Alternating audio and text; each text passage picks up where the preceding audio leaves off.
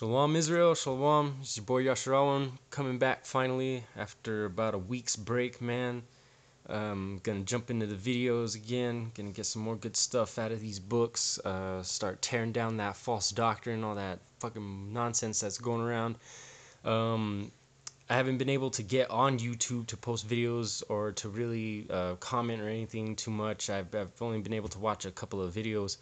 In fact, this is why I'm coming on here is I've seen my brother Judah Nazara get heavily attacked lately by the scumbags at GMS, and everybody's just giving him a real hard time because he's bringing out that truth, man. He's wielding that sword like a champion, and people are getting mad because they see everybody getting their heads lobbed off. And so I'm coming on here. I wanted to get back on here again so to lend our brother a little bit of some support and to expose these Catholic Hebrews again. So we're going to jump into it today. Got some good stuff coming at you. We're going to hit up actually some Manly P. Hall today. I know we always jump into this guy, but well, you got to go to the words of the devils themselves. I mean, of course, we always go to the words of the Most High, to the Torah, to the prophets, to the Tanakh, but to understand these devils and to understand their minds, we go to their words themselves. And these guys give you some really good information.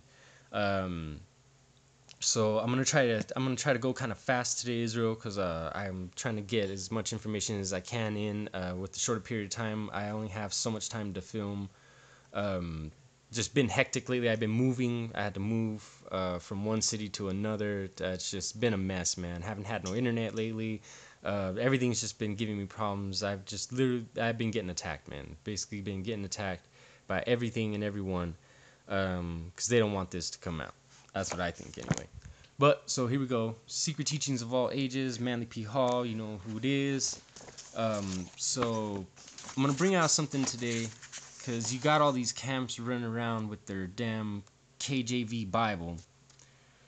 Granted, I used to read the KJV Bible all the time. I used to support it wholeheartedly and all that good stuff. Now I know better. The one thing I will give the King James Bible is that at least it has a concordance to it, so you can look up every word. It has literally every word indexed, which is very good because most Bibles don't have that. It has every word indexed to where you can look up any scripture. If you're having trouble finding a certain verse or whatever, you can find it really easily with the concordance. It also has the dictionary on the back, so you could hop back there, check out the original Hebrew word, get all that stuff in, because we should all be studying the Hebrew. We should all be on this.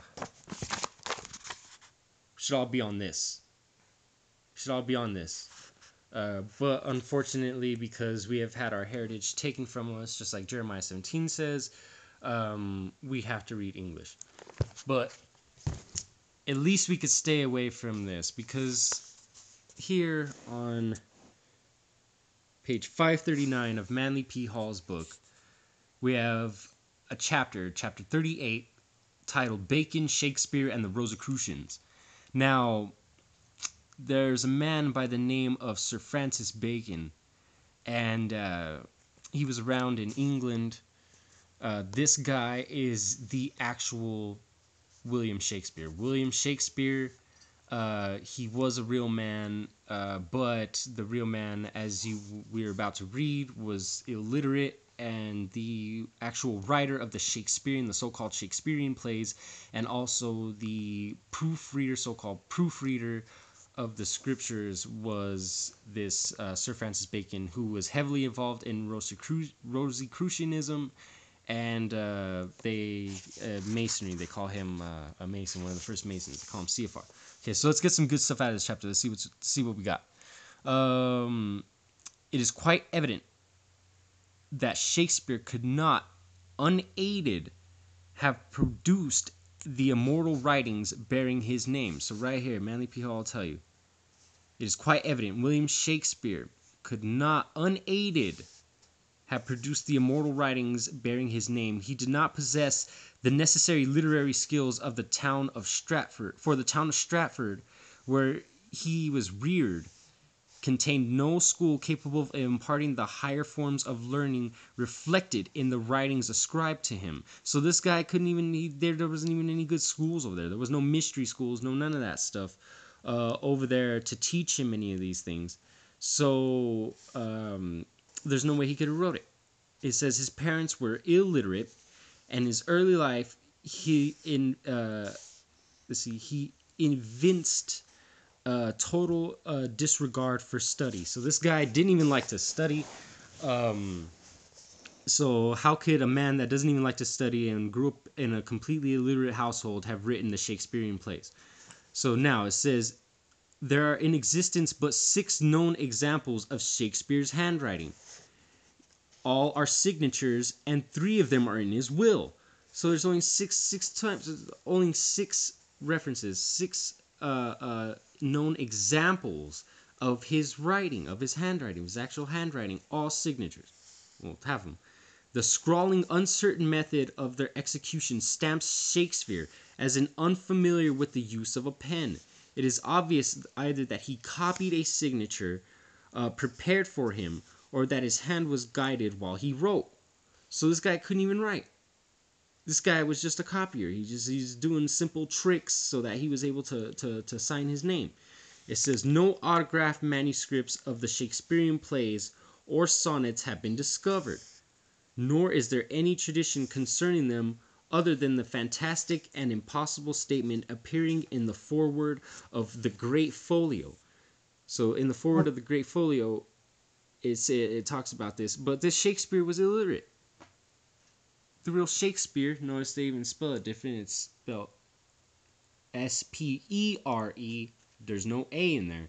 That's because the real Shakespeare spelled his name like this. Kevin Bacon, or Francis Bacon, sorry. Just as fake as the actor. But this guy, see, here we go. While the folios and quartos usually are signed William Shakespeare, notice the A in there. All the known autographs of the Stratford actor read William Shakespeare with just an E, no A. So see, wasn't even the same guy. All the Shakespearean manuscripts, right, are signed Shakespeare with an A, but the actual autographs of the Stratford actor, remember, there was only 6 instances of his writing. 3 of them are signatures. The signature was Spear with no A. So now, why is that? It says, certain absurdities also in Shakespeare's private life are irreconcilable, right? While supposedly at the zenith of his literary career, he was actually engaged in buying malt. So he was malt liquor. He was all about malt liquor, presumably for a brewing business. So this guy was all about brewing beer, man. Just Budweiser. This guy's all trying to be Budweiser, right? And they say that this guy wrote all these plays. It says also, picture the immortal Shakespeare, the reputed author of The Merchant of Venice, as a moneylender. So this guy was a moneylender too, man. It says, yet among those against whom Shakespeare brought action to collect petty sums was a fellow tansman, one Philip Rogers, whom he sued for an unpaid loan. So this guy was like a little snake, man, just going around suing people, trying to collect money. People owed him money. He was going on them, suing them, collecting things on him. We're not supposed to be doing all that stuff, man. We know our laws. It says, of 2 shillings for about 48 cents. In short, there is nothing known in the life of Shakespeare that would justify the literary excellence imputed to him. So the real Shakespeare was nothing. He was nothing but a crook, criminal, malt liquor, trying to produce liquor, moonshining, doing all kinds of crazy stuff, man. Tax collecting. No one likes that. It's a publican, man. This guy's just doing nonsense, dude. There's no way. It says the philosophic ideals promulgated throughout the Shakespearean plays distinctly demonstrate their author to have been thoroughly familiar with certain doctrines and tenets particular to Rosicrucianism. So this guy knew Rosicrucianism. Whoever wrote the Shakespearean plays knew Rosicrucianism. In fact, the profundity of the Shakespearean productions stamp their creator as one of the Illuminati of the ages. Most of those seeking a solution for the Bacon Shakespeare controversy have been intellectualists. So all your so-called intellectualists, all your so-called professors and PhD guys, well, they all know about the Bacon Shakespeare controversy. Hold on, Israel. I gotta open up another one.